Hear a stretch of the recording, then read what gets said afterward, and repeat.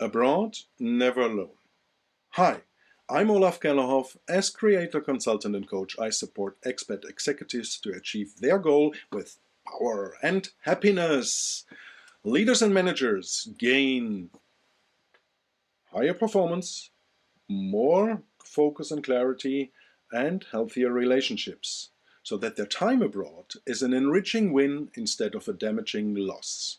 I will be by your side against all odds and against all challenges. Based on my perfectly written novel, I have narrowed down my niche to expat executives. I've been exploring the world myself in different organizations and in different functions, be it as a student in Turkey or Morocco, in Arab countries, be it as an officer for the Federal Armed Forces or NATO or UN in countries such as Somalia, Kosovo, Afghanistan, Lebanon, and finally as a country representative for a German political foundation in Pakistan and Morocco. In between, I have been leading the Asia Department and Human Rights Department globally. So, for that reason, I have gained 15 years of international leadership experience and chosen as an idol client, as an avatar, Hans, a German, leading a country office abroad. He's more than 35 years old, is married, has 2 children. They're going to international school. His partner is not working due to the country restrictions he's in. And he's struggling with different challenges, such as the cross-cultural team, being challenged in his identity, keeping control of the daily operations and tasks, and keeping the focus on strategic goals, being challenged by talks with his partner due to their frustrations, which happens often, unfortunately, as well as challenges due to the changes of the school system in the children. So there are many, many things which come on top of what a normal manager has in his normal function, due to the fact that you're working and living abroad as an expat executive.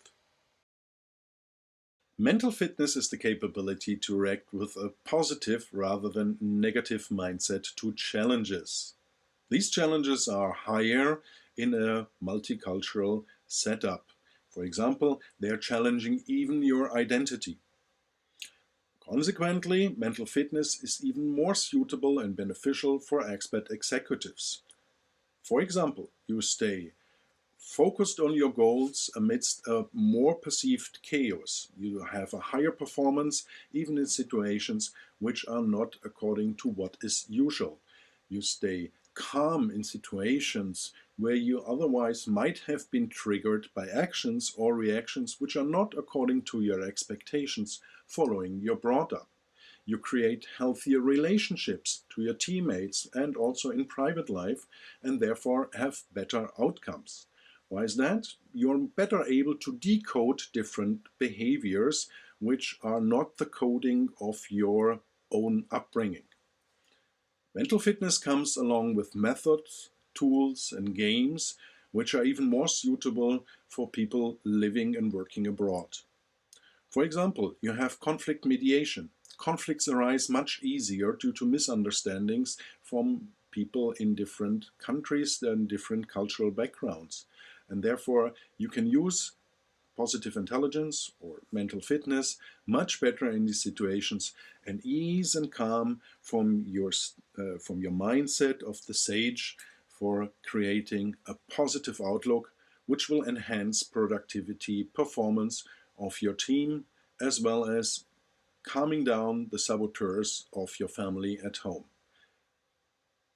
Therefore, I really recommend positive intelligence for expat executives even more than for anybody else.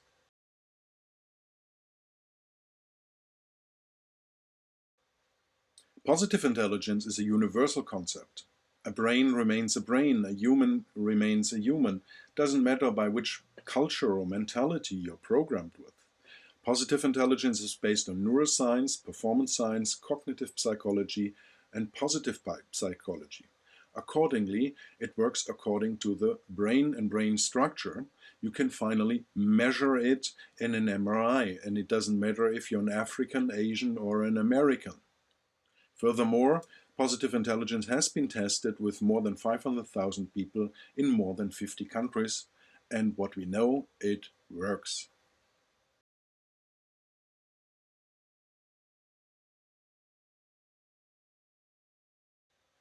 To always do the same and expect different outcomes is madness, according to Albert Einstein. So why don't you try something new, which is provenly leading to success?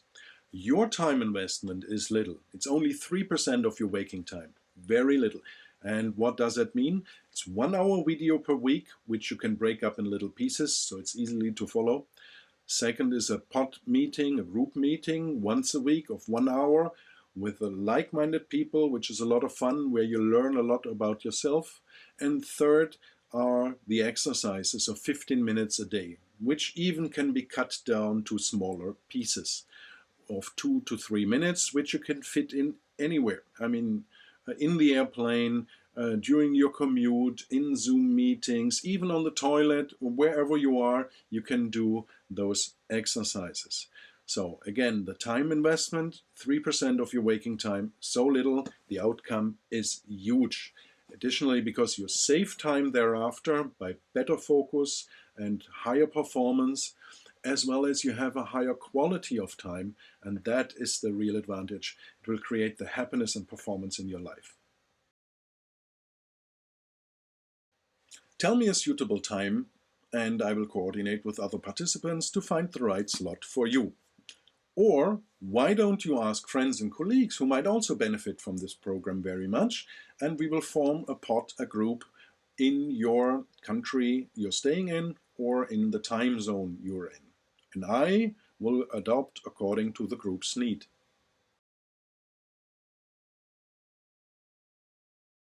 Discipline is not something which must be enforced from outside all the time. In fact, it should come from within. If your teammates are seeing advantages in their professional and personal lives, they will be happy to follow PQ voluntarily. So far, I've never seen somebody quitting, and therefore, with confidence, I can offer you, if there's anybody from your team who is leaving the program, I will reimburse you completely. How does it sound for you?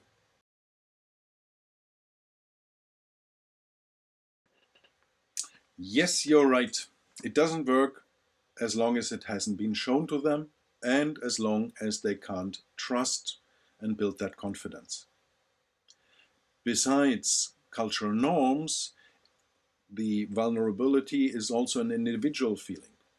So if you start off and allow each of them from their starting point to move 10% more towards vulnerability, you'll soon will get there that the team opens up for authentic and transparent leadership, which will contribute to your performance of the whole setup, the whole company, but only if you lead as a role model and by example and lure them in, invite them to be vulnerable themselves.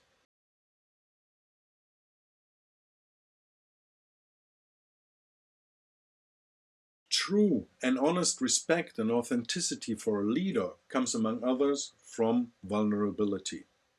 It should not be mixed up with fear from a manager or its function. The first one is a long-run win. It enhances performance as well as the willingness to stay. The latter is a short win, which leads to higher turnover of employees, inner termination of contract, and poor performance. If you, as a leader, are leading with positive intelligence, you will have more deep and honest respect for you. And besides that, your people will follow, and this will lead to higher performance, better team collaboration, and a higher output.